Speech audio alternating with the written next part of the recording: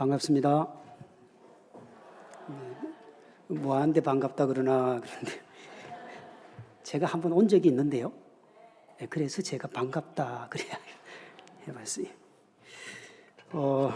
제가 이제 오늘까지 제가 저희 교회 안식월이에요.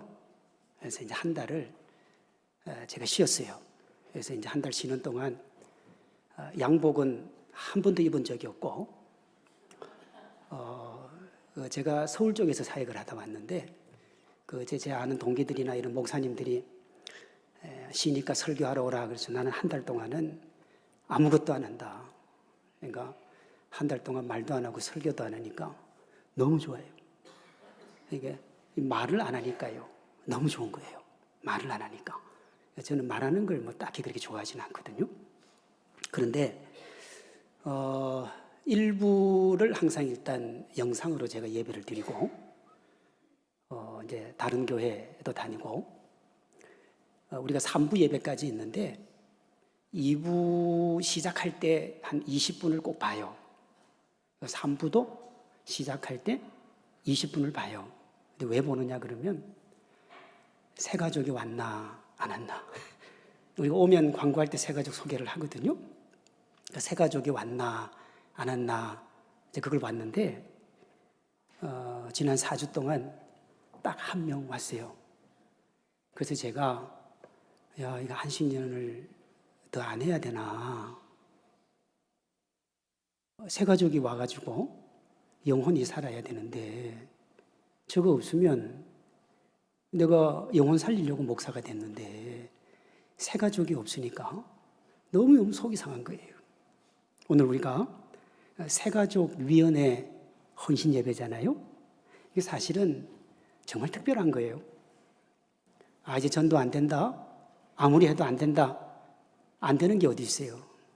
1세기 때 그렇게 힘들 때도 여러분 뜨거운 마음으로 복음을 전하는 사람들이 있어서 교회가 거룩하게 세워진 거거든요. 그러니 오늘 새가족위원회뿐만 아니라 여기 앉은 모든 분들이 영혼 사랑하는데 헌신하고 희생하기로 다짐하는 복된 시간 되기를 소망합니다. 사실 제가 이 강단에 설 짬밥은 안 돼요. 이제 뭐 담임 목사 된 지 얼마 되지도 않았고, 우리 정남호 목사님의 그 큰 목회에 비하면 뭐 저는 정말 아무것도 아닌 거거든요. 근데 이 귀한 자리에 불러주셔서 고맙고 우리 당회에 감사를 드립니다.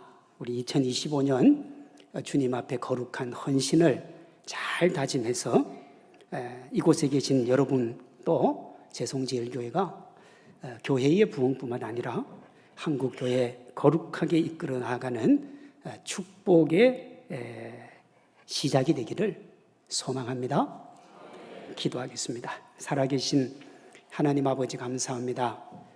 부족하고 연약하고 나약한 이 종을 여기 이 귀한 자리, 특별히 우리 정나우 목사님, 교단에서도 또 노회에서도 귀하고 아름다운 모범으로 우리가 따라갈 본을 보이시는데, 배워야 될 이 종이 여기 이 강단에 서서 뭔가를 가르친다고 하는 것이 송구스럽지만 주님 말씀 가지고 나누는 것이오니 우리가 헌신과 희생, 섬김을 다짐하는 시간이 되게 하여 주시옵소서. 내가 주님으로부터 무엇을 얻을까가 아니라 십자가의 그 은혜로 이미 누릴 것 얻을 것 다 얻었사오니 이제 내가 주를 위해 어떻게 살까, 어떻게 헌신할까, 어떻게 희생할까, 그거 고민하며 다짐하는 시간 되도록 은혜 베풀어 주시옵소서. 감사드리며 예수님의 이름으로 기도드립니다. 아멘. 세상에서 가장 아름다운 게 뭐냐 그러면 있어야 될 자리에 있는 것이 가장 아름다운 거예요. 섬김이라고 하는 것은 크리스찬이 있어야 할 자리 중에 가장 중요한 자리다. 그렇습니다. 사실 우리의 신앙 행위가 뭐냐 그러면 하나님과 이웃을 섬기기 위한 겁니다.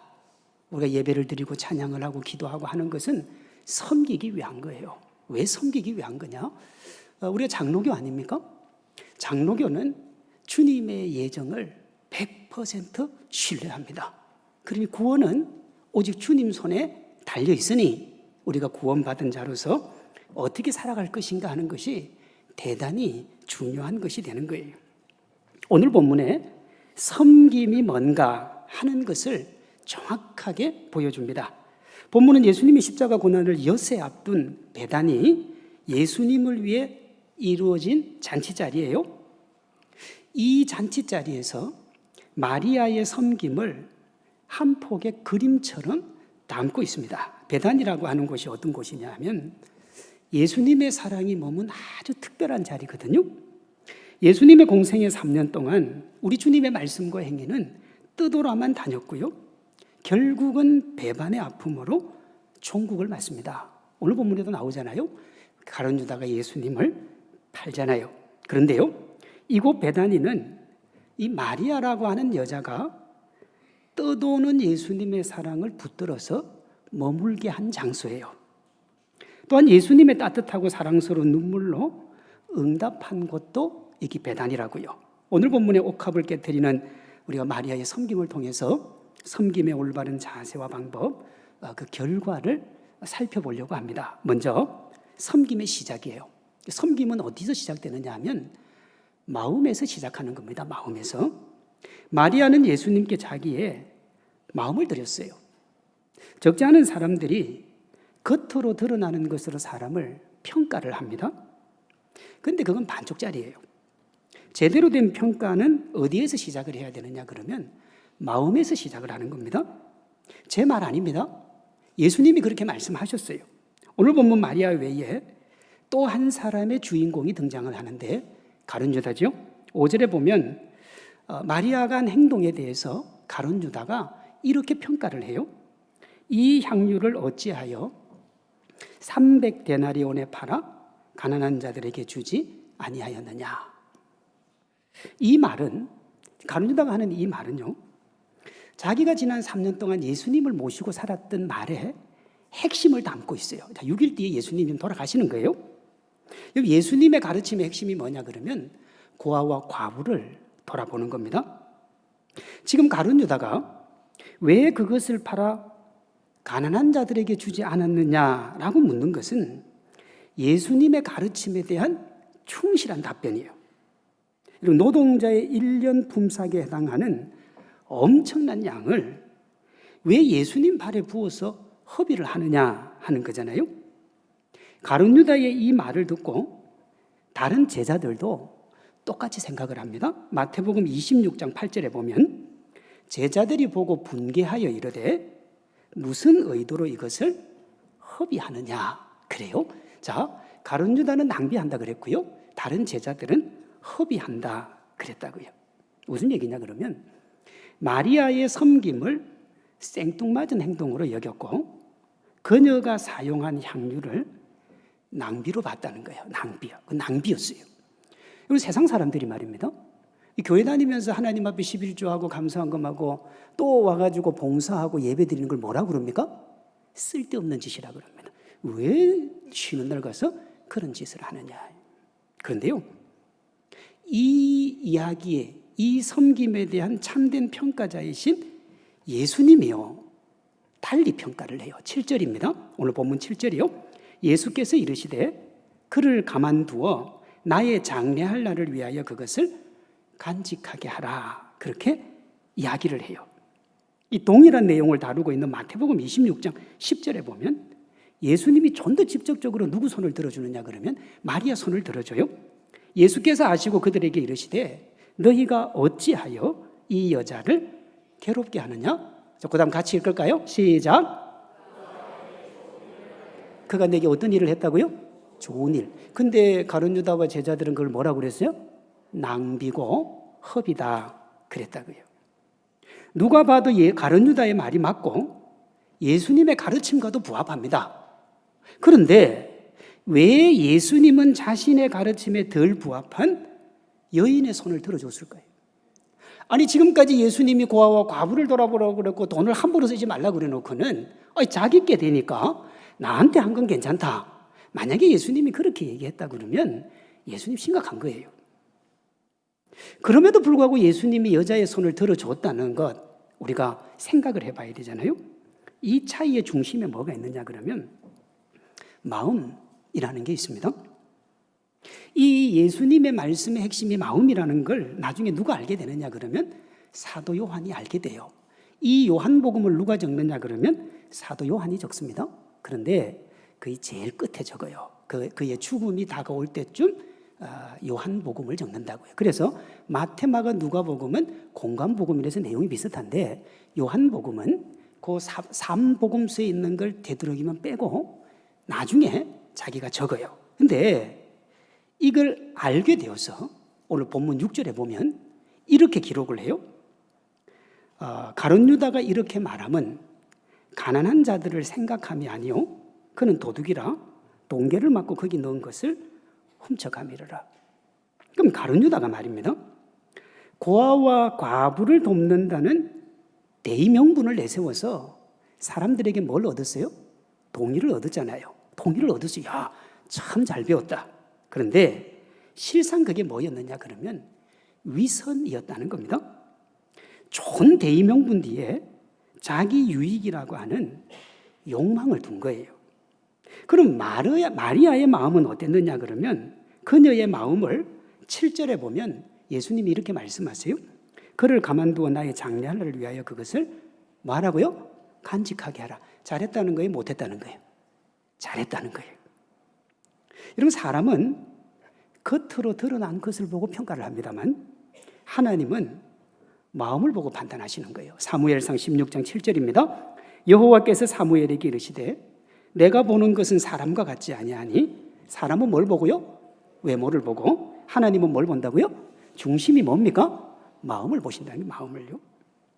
우리 섬김이라고 하는 건 입술이 아니라 무릎에서 시작을 하는 거예요. 차가운 이성이 아니라 뜨거운 열정이 뿜어져 나오는 마음에서 시작을 하는 거예요. 그러므로 우리가 하나님을 믿고 섬긴다고 할 때 가장 뭘 먼저 점검을 해야 돼요? 마음을 점검해야 돼요. 드러나는 말은 아닙니다. 말은 아니에요. 자, 앞에 있는 거 제가 조금 설명을 하면요. 가룟 유다가 왜 300데나리온을 팔아 가난한 자들에게 주지 않았느냐 그 말을 한 의도가 뭐냐 그러면 이거 300데나리온의 가치의 향유를 쏟아 부으면 자기가 뭐 할 게 없어요? 뭐 할 게 없어요? 속된 말로 자기가 해먹을 게 없어요. 그런데요, 그걸 300데나리온의 돈으로 딱 들어오면 구제와 봉사를 하면서 뭘 할 수 있어요? 자기가 내가 해먹을 수 없다 그랬으니까 해먹을 수 있는 거예요. 내가 해먹어야 되는데 못 해먹게 하니까 속이 상한 거예요. 근데 그걸 대놓고 마리아한테 야, 내가 그거 좀 해먹어야 되겠는데 네가 그렇게 해서 못 해먹잖아. 이렇게는 얘기를 못 하잖아요.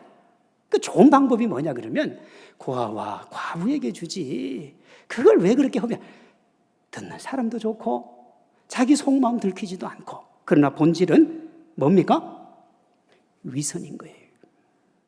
가룟 유다처럼 자신의 유익과 만족이 우선인지 아니면 순수하게 예수님의 기쁨과 행복을 위한 게 우선인지 우리 마음을 한번 점검하는 게 중요한 겁니다.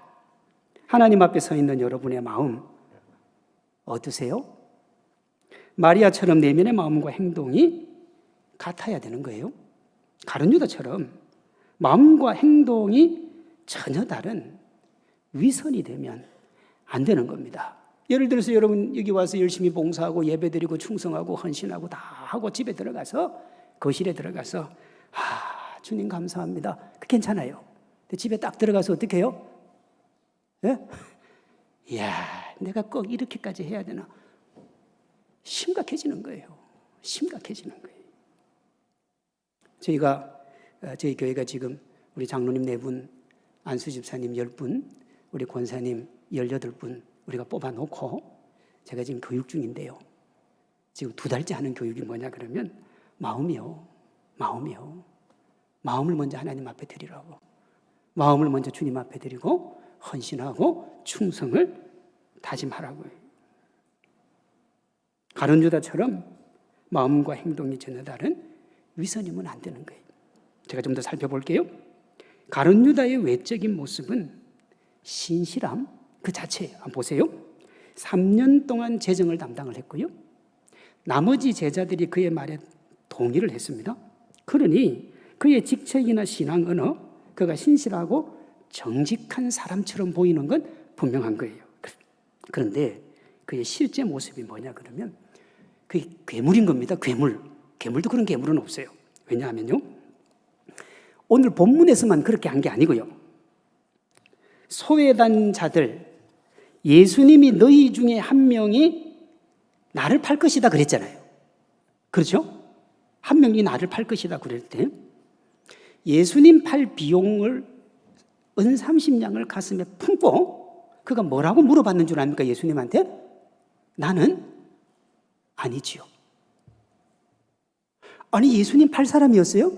자기는 이미 마음을 다 먹었다고요. 예수님이 알고 있었어요. 너희 중에 하나가 나를 팔리라. 근데 가룟 유다가 뭐라고 그러냐 그러면 나는 아니죠. 아, 여러분, 인류 역사에 최고의 배우가 누구냐 그러면 그게 가룟 유다예요. 대단한 사람이에요, 여러분. 정말 대단한 거예요. 여러분, 세상에 나가서 거짓말 좀 하는 건 괜찮아요. 하면 안 됩니다. 그러나 왜 괜찮으냐? 어차피 세상 사람은 그걸 모를 수 있잖아요. 내 마음 모르니까. 그런데요, 하나님은 내 마음을 다 안단 말이에요. 그런데 하나님 앞에 와서 뭐라고 그랬냐 그러면 나는 아니죠. 한술 더 떠서 겟세마네 동산에서 예수님을 종교 지도자들에게 파는, 그러니까 예수님 등에 비수를 꽂는 행위를 하면서 존경의 표시처럼 예수님 볼에 입을 맞추잖아요. 그 표시는 예수님을 죽이는 건데 다른 사람들이 볼 때는 뭐예요? 그게 존경의 표시처럼 보인단 말이에요. 이건 여러분, 인간이 아닌 겁니다. 그걸 인간으로 보면 안 되는 거예요. 어떻게 인간이 저럴 수 있나 우리가 질문할 수 있는데요. 그럼 가룟 유다만 그런가? 누구나 그럴 수 있습니다. 누구나. 요즘 인간 본성에 관한 연구로 이름을 떨치고 있는 학자 중에 한 명이 유발 하랄이라는 사람이 있습니다.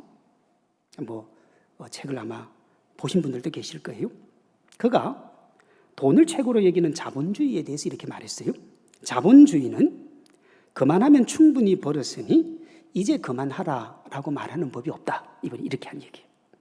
그런데 여러분, 이 자본주의에다가 인간을 한번 넣어보시면 인간은 그만하면 충분히 벌었으니 이제 그만하라고 말하는 법이 없다. 우리나라가요, 지금 선진국입니다. 선진국이에요. 작년에 보니까 세계에서 무역량이 6인가 그래요. 어마어마한 나라입니다. 그런데 여러분, 신문을 찾아보면 지난 20-30년 동안 우리나라 경제가 어렵지 않다라고 얘기한 적이 없어요. 그 사이에 우리나라 경제는 엄청나게 좋아져서 선진국까지 들어왔는데 여러분, 힘들고 어려우시죠? 예. 재성제일교회는 별로 힘이 안 든가 봐요. 고단하고 힘들지 않습니까? 힘들죠. 그런데요, 10년, 20년 전에 비하면 엄청나게 많이 좋아진 거라고요. 그런데 아무리 많이 가져도 인간이라는 게 뭘 못하냐 그러면 만족이라는 걸 못해요. 이렇게 보면 어떠냐 그러면 누구라도 가룟 유다처럼 될 수 있는 거예요. 그가 모두에게 인정받는 하나님의 사람처럼 보여도,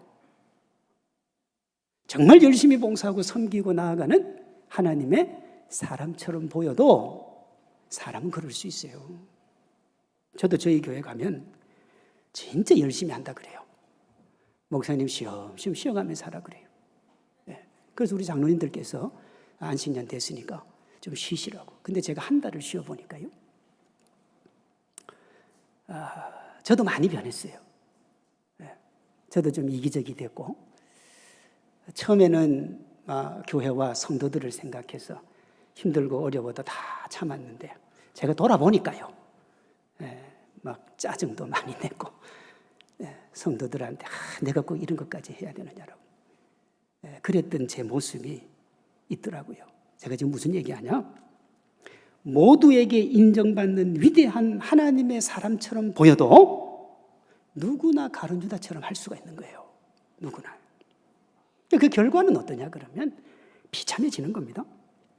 은 30냥에 예수님을 넘겨받기로 한 이들이 자기들의 이익이 다 되고 예수님 죽고 나니까 어떻게 합니까? 가룟유다하고 손절합니다. 제자들도 그와 손절했고요. 예수님은 뭐라고 그랬느냐 그러면 그가 태어나지 않았으면 좋을 뻔했다 그랬어요. 가룟유다를 이 땅에 보내신 분이 누구예요? 이 말씀하시는 예수님이잖아요. 예수님이 하나님이니까. 그런데 그 주님이 뭐라고 하느냐? 차라리 태어나지 않았으면 좋을 뻔했다. 결국요, 가룟유다도 자기를 버립니다. 자기가 자기를 버려버려요. 사도행전 1장 18절, 이 사람이 불의의 사고로 밭을 사고 후에 몸이 곤두박질하여 배가 터져 창자가 다 흘러나온지라 이 일이 예루살렘 모든 사람들에게 알려졌다. 인류 전 역사를 통틀어서 가룟유다보다 부끄러운 삶을 산 이는 없는 거예요. 이와 달리 모두의 조롱을 받았던 마리아는 모든 세대 그리스도인들에게 섬김의 본으로 나와 있습니다. 어떤 세대요? 전 세대예요. 왜 이렇게 되었느냐? 마태복음 26장 13절에 예수님이 그렇게 하라 그랬어요. 내가 진실로 너희에게 이르노니 온 천하 어디에서든지 이 복음이 전파되는 곳에서는 이 여자가 행한 일도 말하여 그를 기억하리라. 그렇게 주님이 말씀하셨습니다. 그럼 마리아와 가룟유다를 가른 차이가 뭐냐 그러면 마음가짐입니다. 마음가짐. 진실한 마음이 믿음의 시작이고 신앙생활의 시작이고 섬김의 시작인 줄로 믿습니다. 행동보다 훨씬 중요한 게 뭡니까? 마음입니다. 마음이에요. 어떤 섬김을 하기 전에 여러분의 마음을 먼저 주님께 드리시기를 바랍니다. 다음으로 섬김의 실제입니다. 섬김의 실제는 그 마음을 행동으로 옮기는 거예요. 진실한 마음이 뿌리라면 행동은 진실한 마음의 열매가 되는 거예요. 이 마리아는 마음을 행동으로 옮겨요. 오늘 보면 3절입니다.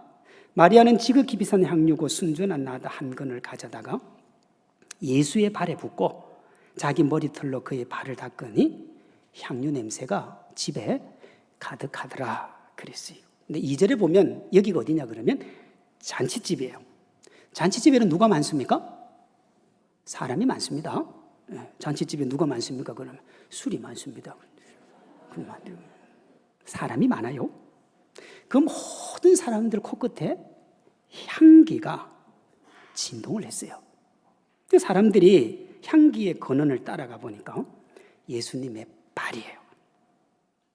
그곳에 한 여인이 자기 머리털로 예수님의 발을 씻기고 있는 거예요. 우리는 이 말씀을 들으면서 마리아가 예수님의 발 씻긴 것을 우리가 알고 있잖아요. 그리고 그것이 예수님의 발인 줄도 알고 있고 얼마나 귀한지를 알고 있으니까 우리가 뭐라고 이렇게 얘기합니다. 아멘. 할렐루야. 나는 왜 저 정도의 신앙이 안 될까? 우린 그렇게 얘기해요. 나도 좀 저렇게 했으면 좋겠다. 그런데 여러분, 가만히 생각해 보면 이 마리아라고 하는 여자는 정상이 아닙니다. 제가 예를 들게요. 여기 성도님들이 많은데 어떤 여자 성도가 오늘 오전에 정남호 목사님 설교에 은혜를 엄청나게 받은 거예요. 내가 예를 든다 그랬어요. 다음 주에 절대 이렇게 하면 안 됩니다. 그 다음 주일에 목사님이 로베에서 성도들에게 인사를 하고 있는데 아주 좋은 향유 냄새가 나는 거예요. 그래 보니까 은혜 받은 성도가 거기 머리털로 목사님의 발을 이렇게 씻고 있었어요. 성도님들이 나가면서 할렐루야, 아멘, 나는 왜 저렇게 못할까? 그 생각이 들겠습니까? 아니면 여기다 손 대고 이렇게 돌리겠습니까? 전자겠습니까? 후자겠습니까? 모릅니까? 여러분, 그건 후자여야 됩니다. 왜? 정상이 아니니까요. 그건 정상이 아니에요.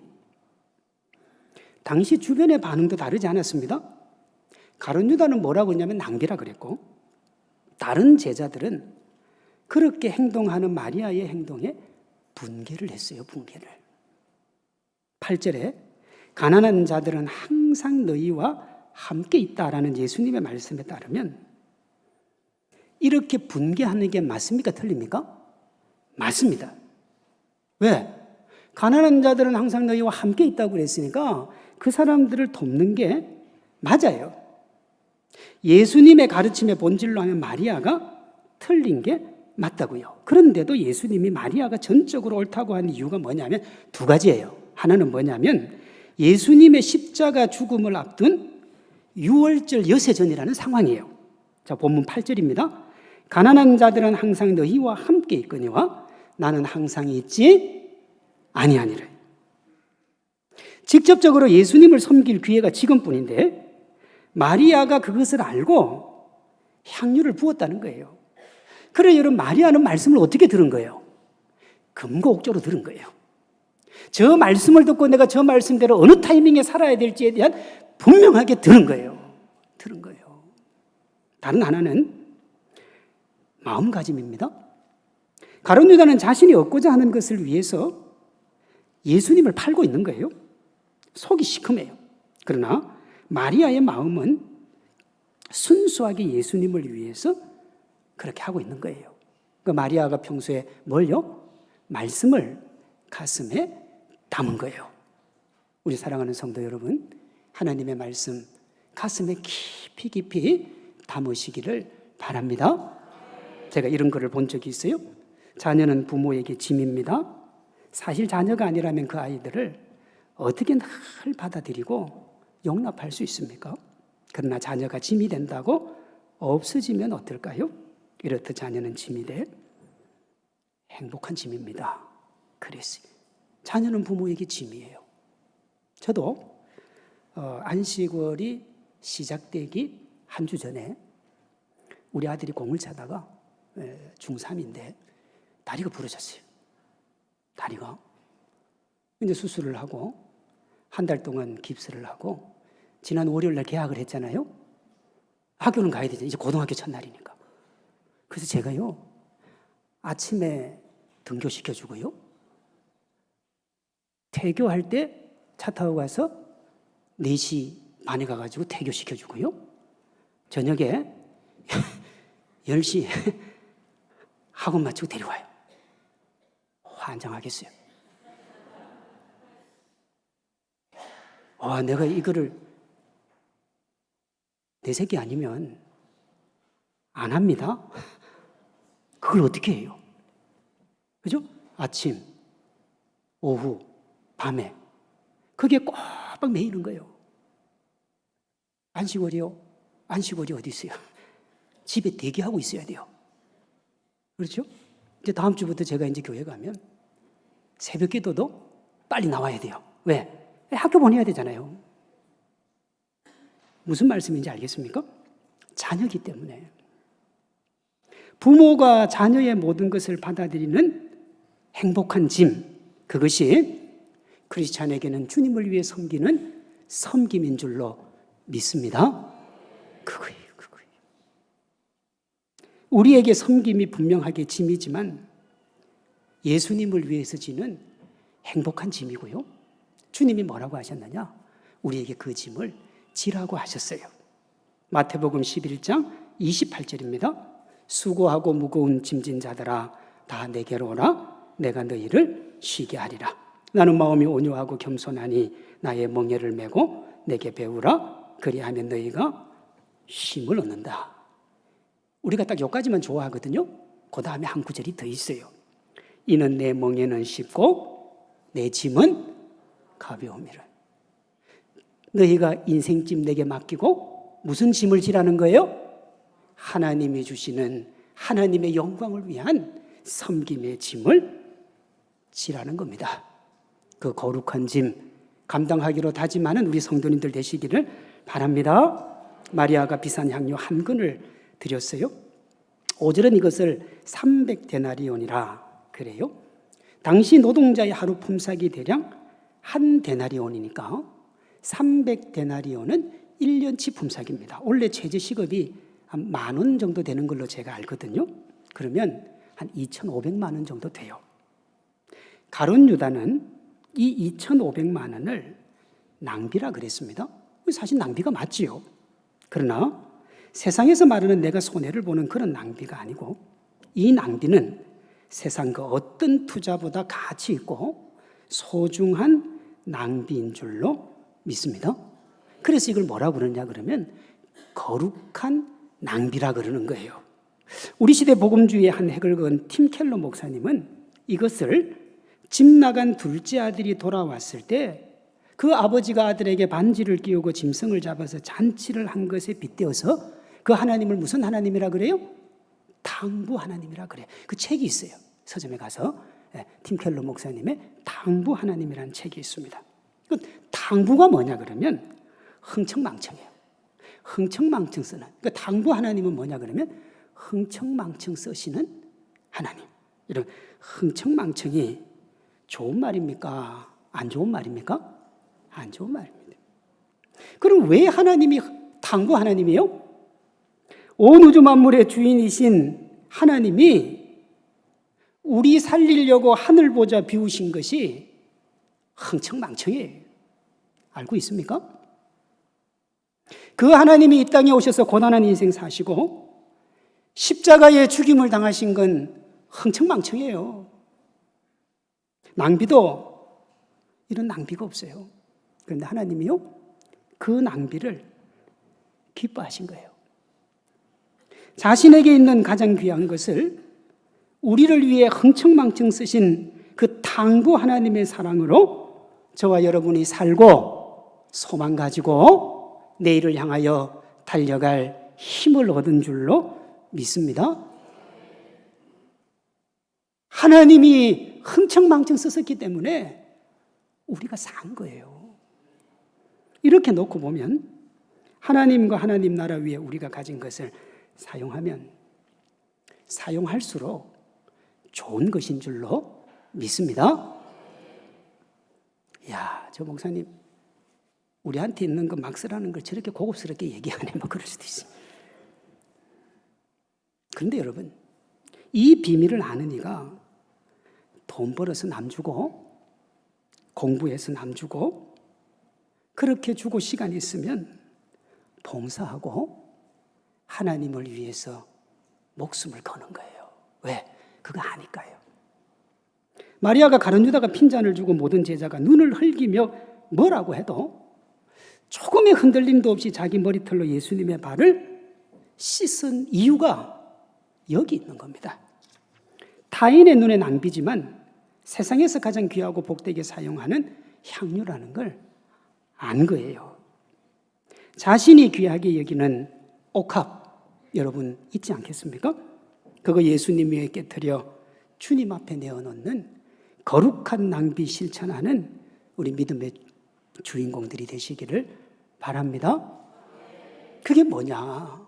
그게 영혼구원이에요. 제가 서두에 얘기할 때 새가족위원회도 얘기했습니다마는 전 저희 교회도 그 얘기합니다. 하나님께서 그 자리에 세워주시고 그만큼 물질 주시고 그만큼 배우게 하시고 그렇게 하신 이유가 뭐냐? 영혼구원하라고요. 하나님이 그거 하라고 그렇게 주신 거예요. 내가 어떻게 살든 무엇을 위해 살든 어떻게 나아가든 영혼구원하라고 주신 거예요. 세상의 기준, 세상의 가치관 가지고 세상 사람들 얘기 들으면 맞을 것 같아도 우리를 위해 흥청망청 쓰신 그 하나님 생각하며 주께로 나아가면 우리의 어떤 것을 드려도 아깝지 않을 줄로 믿습니다. 희생하고 헌신하고 충성하고 하나님 앞에 나아가도 아깝지 않을 줄로 믿습니다. 세상 사람들하고 비교하면 그게 아까운 거예요. 예? 세상과 비교하면 아까운 거예요. 저 사람은 저렇게 벌어서 저렇게 사는데 나는 왜 이렇게 살아야 돼? 그게 세상과 비교하니까 아깝지. 주님이 우리에게 주신 십자가와 비교하면 아까울 거 하나도 없는 줄로 믿습니다. 여러분이 가지고 있는 물질, 여러분이 가지고 있는 재능, 여러분이 가지고 있는 것이 무엇이라도 거룩하게 주님을 위해 낭비하는 하나님의 사람들 되시기를 바랍니다. 마지막으로 섬김의 결과예요. 섬김은 섬김으로 끝나지 않습니다. 물론 우리는 섬김으로 끝이 나야 됩니다만 주님께서 반드시 인정해 주시고 상급을 주시는 거예요. 예수님께 온갖 폄하, 무시, 조롱을 당하고 있는 그 마리아의 섬김에 대해서 예수님이 이렇게 말씀하세요. 마가복음 14장 9절, 내가 진실로 너희에게 이르노니 온 천하 어디서든지 복음이 전파되는 곳에는 이 여자가 행한 일도 말하여 그를 기억하리라. 기억하리라.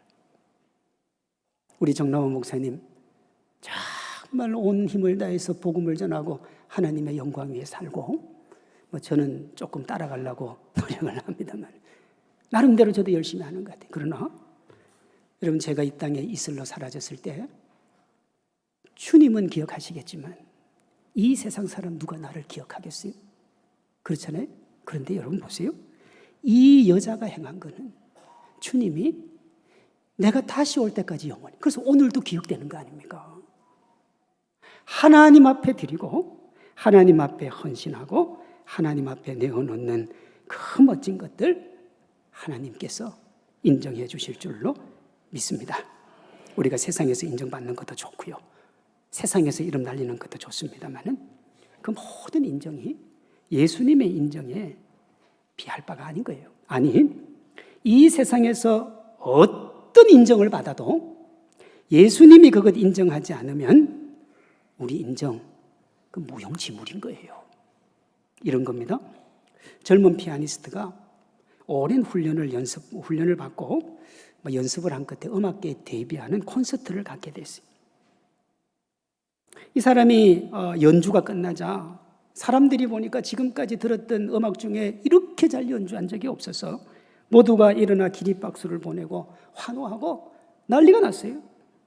성공한 겁니다. 그런데 그 성공적인 데뷔를 한 주인공 얼굴에 근심이 가득한 거예요. 사람들은 성공적인 무대를 마치고 근심하는 그 피아니스트가 이해가 되지 않아서 한 명이 물어봐요. 아니, 이렇게 잘하고 이렇게 칭찬을 듣는데 왜 그렇게 얼굴에 기쁨이 없습니까? 피아니스트 대답이 이렇습니다. 저는 잘한 게 아니라 실패했습니다. 저기 가만히 앉아 계신 분이 제 스승이신데 그분이 웃지를 않아요. 남들은 다 웃었어요. 모르는 사람들은 박수도 쳐주고 좋은데 이 사람을 너무너무 사랑하는 사람, 이 사람의 모든 것을 다 알고 있는 스승은 못마땅한 거예요. 어떻게 그렇게 할 수 있냐는 거예요. 여러분, 그 청년에게 청중들의 칭찬도 중요했지만 더 중요한 건 스승의 칭찬인 겁니다. 이 땅에서 우리의 삶도 마찬가지입니다. 세상의 인정과 칭찬이 중요하고요, 사람들에게 좋은 말 듣는 게 귀해요. 그러나 그 무엇보다 귀하고 중요한 것이 예수님의 칭찬인 줄로 믿습니다. 이 땅을 멋지게 살았는데, 화려하게 살았는데, 대단하게 살았는데, 정말 떵떵거리며 살았는데, 어디 가도 인정받고 어디 가도 대단하게 살았는데 천국 문 앞에서 주님이 인정해 주지 않으면 그 젊은 피아니스트처럼 슬픈 주인공이 되는 거예요. 그러나 이 땅에서 고단하게 살고 아프게 살고 힘들게 살고 무시받았더라도 천국 문 앞에서 주님이 인정하시면 멋지고 아름답고 누구보다도 잘 산 인생인 줄로 믿습니다. 성경을 비롯한 지난 2000년의 기독교 역사에서 소위 하나님의 사람이라고 불린 이들이 세상의 부귀영화 뒤로하고 고난과 아픔을 마다하지 않으면서도 그 길을 걸어간 이유가 뭐냐 그러면 예수님의 칭찬을 받고 싶었어요. 예수님의 칭찬에 욕심내시기를 바랍니다. 거룩한 낭비, 즉 섬김과 헌신으로 예수님께 인정받으려면 그러면 어떻게 해야 되느냐? 다음 두 가지 태도를 갖춰야 돼요. 하나는 뭐냐 그러면 오직 예수님만 바라보는 신앙입니다. CCC라고 불리는 한국 대학생 선교회를 창립한 고 김준곤 목사님의 백문일답이라는 것이 있습니다. 대충 아마 아실 거예요. 질문을 100가지를 던져도 대답은 뭐라는 거예요? 하나밖에 없다는 거예요. 백문일답이에요. 예를 들면 이래요. 내 인생의 목표는 무엇입니까? 예수 그리스도. 행복한 가정이 되는 비결은 무엇입니까? 예수 그리스도. 정치 지도자들은 누구의 리더십을 배워야 됩니까? 예수 그리스도. 물질의 주인은 누구십니까? 예수 그리스도. 이런 백문이 아니라 천문 그 이상의 질문이라도 그 대답이 뭡니까? 예수 그리스도. 제가 대학 다닐 때 지리산에 CCC 수련할 때 딱 한 번, 저는 CCC를 안 했기 때문에 신학교를 다녀서 딱 한 번 가봤어요. 그런데 이 시간이 있었어요. 김중곤 목사님이 질문을 하더라고요. 자, 내가 지금부터 100가지 질문을 할 텐데 대답은 오직 예수 그리스도입니다. 근데 제가 질문을 하는데 한 10개 정도 하니까 웃음이 나오더라고요. 한심스럽잖아요. 제가 신학교 아마 그때 제가 3학년인가 그럴 텐데. 뭘 묻어봐도 예수 그리스도. 한 20개 정도 하니까요. 이걸 왜 하고 있어야 되냐. 답답해 죽겠더라고요. 근데 어떻게 나갈 수도 없고 다 하니까. 그런데 제가 한 40개 정도 넘어가니까 생각이 많아지는 거예요. 나 저렇게 살았나? 50개 정도 넘어가니까 눈에 눈물이 나더라고요. 내가 진짜 신학생 맞나? 그리고 여러분, 그때예요. 한 70개 넘어가는데요. 그때 아마 수천 명이 모였는데 아무도 대답을 안 하더라고요. 아무도 안 해요. 그 옆에 다 보고 있으면 다 울고 있어요. 왜 웁니까? 우리는 그 질문에 분명히 예수 그리스도라고 대답할 자격도 없고 그렇게 살지도 않고 있는 거예요. 그런데 주님 위에 산다고 말은 뻔질을 잘하고 있는데 실제 듣고 나면 내가 주님을 왜 그렇게 살지를 않은 거예요. 그러니까 어떻게 해요? 대답을 못해요. 대답. 왜? 그렇게 살고 있지를 않으니까. 우리 인생 모든 정답 예수님인 줄로 믿습니다. 밖에 나가면 그렇게 얘기 안 해요. 여러분이 먹든지 마시든지 무엇을 하든지 모든 것이 온전히 예수님이기를 소망합니다. 섬김과 헌신으로 예수님께 인정받기 위해 가져야 될 다른 하나의 태도가 뭐냐 그러면 동력이에요. 동력. 이런 우화를 제가 읽은 적이 있어요.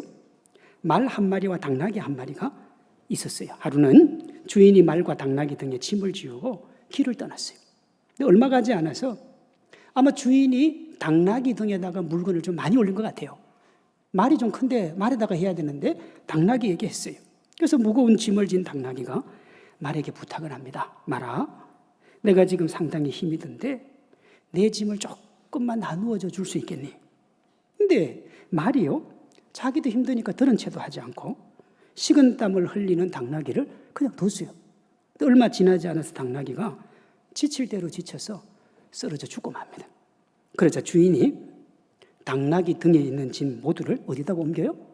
말에다 옮기고 거기다가 당나귀를 가지고 갈 수는 없고 가죽은 귀하니까 가죽을 벗겨가지고 가죽까지 말에다가 얹었어요. 그제야 말이 당나귀의 부탁 들어주지 않은 것을 후회를 하는데 때는 늦어버렸어요. 대부분 교회, 저희 교회도 마찬가지입니다만은 교회 일 진짜 열심히 적극적으로 하는 분들이 많지를 않아요. 그러다 보니 주차관리, 식당봉사, 찬양대, 심지어 성경 공부까지 그 사람이에요. 사람은 많은데 안 해요. 그래서 2부에 이거 좀 하자 그러면 제가 2부에 교사도 하고 성가대도 했는데 2개를 못 해요. 성도가 많아서 나누어지면 1인 1봉사를 하면 모두 여유롭고 교회도 역동적인데 하는 사람만 하고 그러니까 과부하가 걸리고 그러니까 교회의 웃음소리 대신에 무슨 소리 나요? 곡소리가 나요. 못해 먹겠다, 죽겠다 이거예요. 아마 여기 그런 분들 계실 겁니다.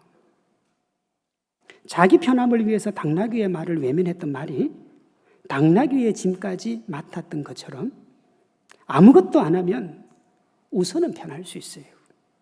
그러나 그 편함이 오래 가지 않아요. 그래서 같이 해야 되는 거예요. 함께 해야 되는 거예요. 교회가 프로그램을 내고 당회가 이렇게 하자라고 했을 때 온 성도가 힘을 합쳐서 달려가면 하나님께서 큰 역사와 기쁨을 주시는 거예요. 전도서 4장 12절에 보면 이런 말씀이 있습니다. 한 사람이면 패하겠거니와 두 사람이면 맞설 수 있나니 세 겹줄은 쉽게 끊어지지 아니하느니라. 세 명이 모이면 세 명이 되는 게 아니라 뭐가 된다는 거예요? 시너지 효과가 있어가지고 이게 감당할 수 없는 힘이 된다는 거예요. 그래서 예수님도 우리에게 뭐라고 그랬느냐 그러면 함께 하라 그래요. 빌립보서 2장 2절이요. 마음을 같이하여 같은 사랑을 가지고 뜻을 합하며 한 마음을 품어 아무 일에든지 다툼이나 허용으로 하지 말고 오직 겸손한 마음으로 각기 자기보다 남을 낮게 여기고 각각 자기 일을 돌볼 뿐더러 각각 다른 사람들의 일을 돌보아 뭘 하라고요? 나의 기쁨을 충만케 하라. 그 주님이 언제 기쁘다는 거예요? 함께 동력할 때, 두세 사람이 내 이름으로 모인 곳에서 기도할 때 내가 그 기쁨이 한이 없을 거다. 주님이 그렇게 얘기하시는 거예요. 여러분, 우리가 전도축제, 우리 새가족위원회니까 하나님 아버지 앞에 열심히 할 때 말입니다. 열심히 할 때요. 예? 한 명이 100명을 전도하려면 죽는 거예요. 그렇죠? 그런데 여러분, 100명이 100명 전도하는 건 아무것도 아닙니다. 몇 명만 전도하면 돼요? 한 명만 전도하면 돼요. 한 명이 100명 하면 100명을 해야 되는데 100명이 달라붙으면 몇 명 하면 돼요? 한 명만 하면 돼요. 한 명만 하면 돼요. 어느 집사님, 어느 권사님 전도 열심히 하시니까 그분한테 맡겨두고 나는 본래부터 전도 안 하니까 나는 민족적 사명을 띠고 안 하니까 내가 중직인데 체면이 있지 전도를 어떻게 하겠어? 저는요, 제가 전도합니다. 우리 지금 제가 장로님 한 분 같이 왔는데 거짓말 안 하겠죠? 전 제가 전도해요. 그런데요, 제 주변에는 목사들밖에 없고 없는데 어떻게 전도하냐? 저희 교회 리모델링 할 때 외부에서 업체 사장님들이 오시잖아요. 그럼 이제 옆에 붙어가지고 교회 오라 그래요. 그래가지고 제가 전도를 몇 명 했냐? 2명 했어요. 2명.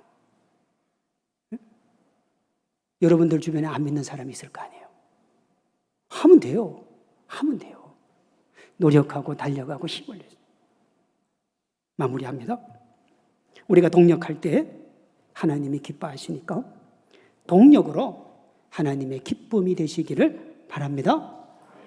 예수님은 오늘도 마리아처럼 진실한 마음을 담은 거룩한 낭비라는 섬김의 삶을 살아갈 일을 찾고 계신 거예요. 다윗처럼 하나님 마음에 합해서 자랑하고 싶어할 믿음의 사람을 찾고 계시다고요. 삶의 이유이신 예수님의 명령인 영혼 구원에 한 마음 한 사랑 한 뜻으로 하나 되는 믿음의 사람들 되시기를 바랍니다. 그럼 주님이 이렇게 말씀해 주실 거예요. 마태복음 25장 23절 잘하였도다 착하고 충성된 종아 네가 적은 일에 충성하였음에 내가 많은 것을 내게 맡기리니 내 주인의 즐거움에 참여할지어다. 이 말씀이 얼마나 기가 막히느냐 그러면 네가 적은 일에 충성했대요. 우리가 아무리 열심히 하고 아무리 헌신하고 아무리 충성해도 주님 볼 때는 뭐밖에 안 된다는 거예요. 적은 건데 그것에 대해서 주님이 어떻게 해주시느냐 그러면 내가 많은 것을 내게 맡겨주겠다는 거예요. 우리가 어떤 걸 드려도 하나님이 그 이상의 것을 주시겠다는 겁니다. 그 축복과 그 은혜, 그 기쁨 받아 누리는 여러분 각자와 우리 재송제일교회 되시기를 주님의 이름으로 축원합니다. 기도하겠습니다.